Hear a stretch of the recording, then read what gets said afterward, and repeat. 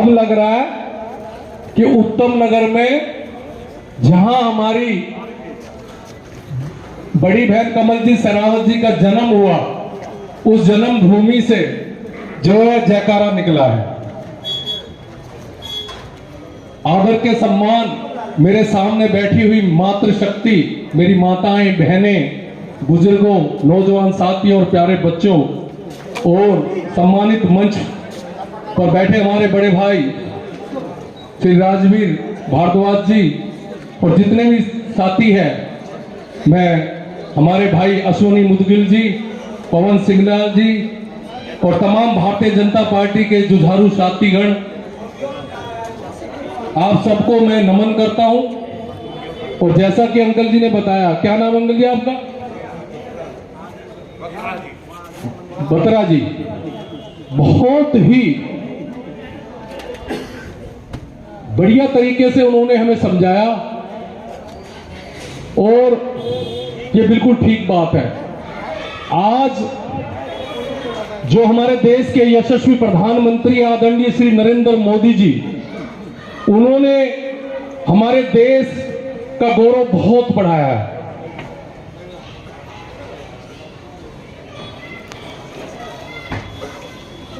और अभी अश्विनी भाई ने बताया कि कुछ ही क्षणों में जो है हमारी बहन पहुंचने वाली है।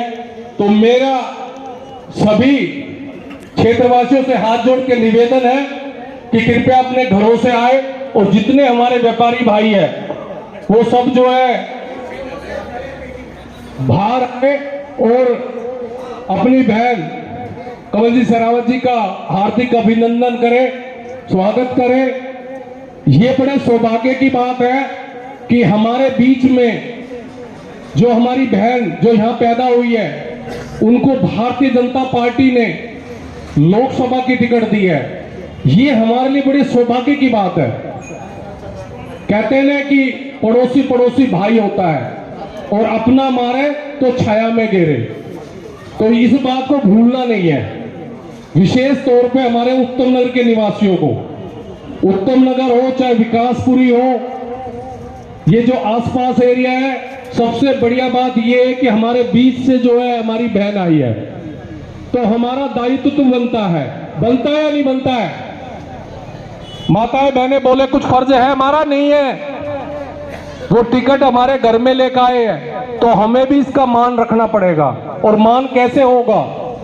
जैसे कह रहे हैं ना कि मोदी जी की गारंटी, मोदी जी की गारंटी। अब की बार हाथ उठा के बोले, अब की बार, अब की बार, फिर एक बार, फिर एक बार, फिर एक बार। और यहां से हमारे भाई परवेश वर्मा जी को हम लोगों ने 6 लाख से भी ज्यादा वोटों से जिताया था। तो अब हमें भी अपनी बहन को कितनी वोटों से जिताना है? पूरे 8 लाख से। कितनी वोटों से? आवाज नहीं आ रही। अकेले आपके भाई महावीर फौजी की आवाज में दम है, मगर मेरी सामने बैठी हुई मातृशक्ति में दम नहीं है। और मेरा सभी भाई बहनों से निवेदन है कि कृपया आप यहाँ आ जाए। सामने जो कुर्सियां हैं, बाद में कुर्सी की लड़ाई हो जाएगी, कुर्सी मिलेगी नहीं, फिर कहेंगे कि भाई कुर्सियां कम पड़ गई। वैसा निवेदन है, प्लीज आ जाइए आप सब। भैया बैठ जाओ। देखिए, वक्ता को भी जब आनंद आता है जब श्रोता जो है उसमें साथ दे। तो साथियों, मैं आपको बताना चाहता हूं कि हमारे देश के यशस्वी प्रधानमंत्री आदरणीय श्री नरेंद्र मोदी जी ने वो बेहतरीन काम किए हैं पिछले 10 साल के अंदर, जो आज से पहले के हमारे प्रधानमंत्री थे उन्होंने नहीं किए।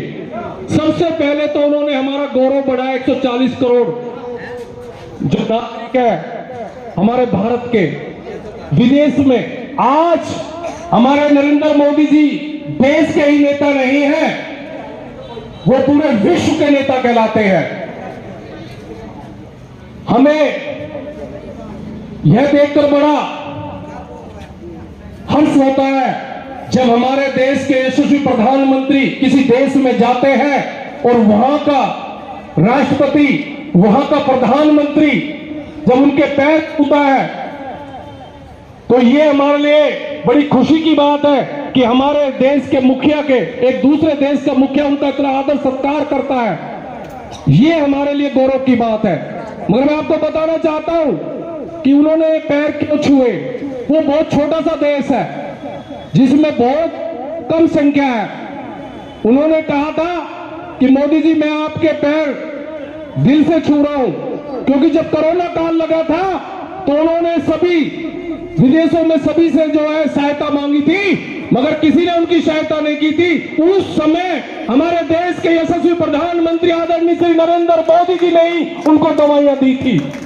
इसलिए वो देशवासी जो है हमारे भारत का जो है सम्मान करते हैं। ये दिया है हमें मोदी जी ने। जैसा कि हमारे बत्रा जी ने बताया बहुत शानदार, यूक्रेन में जो युद्ध छिड़ रहा है उसके अंदर जो हमारे देश के बच्चे या जो नागरिक थे, हमारे देश के प्रधानमंत्री का इतना गौरव है कि उनके नाम से जो है उनको सुरक्षित बस के द्वारा जो है बाहर छोड़ा गया।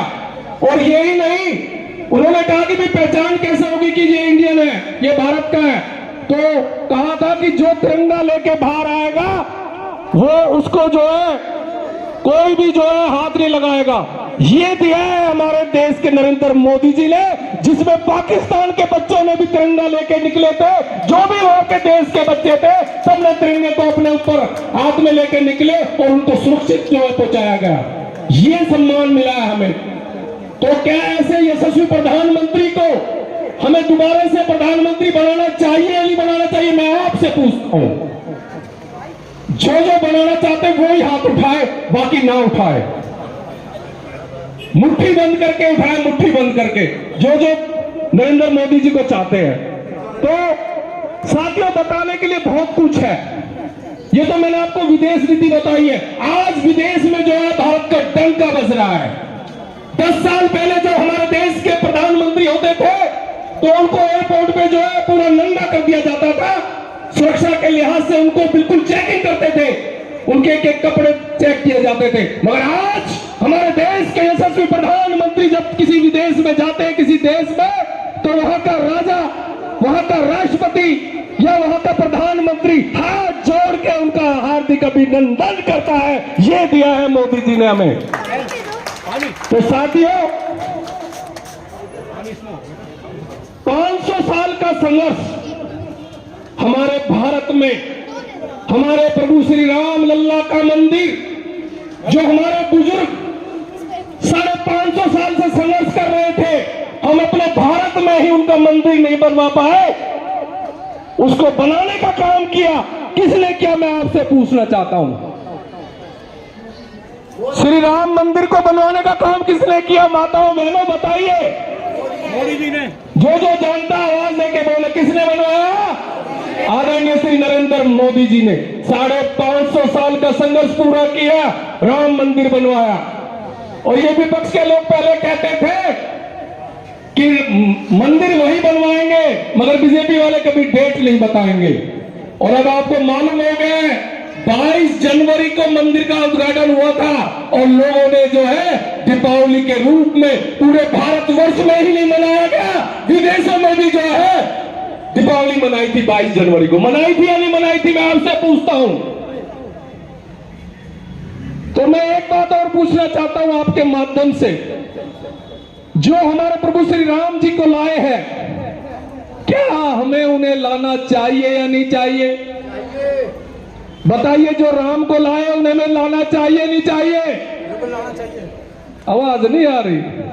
आप नहीं चाहते जिन्होंने राम लल्ला का महल बनवाया, जो झोपड़े में थे हमारे राम लल्ला, आज उनका इतना भव्य मंदिर बनवाया है, जो देखकर जो है आत्मा खुश होती है या नहीं होती? मैं आपसे पूछता हूं, अयोध्या कौन कौन गया राम मंदिर बनने के बाद?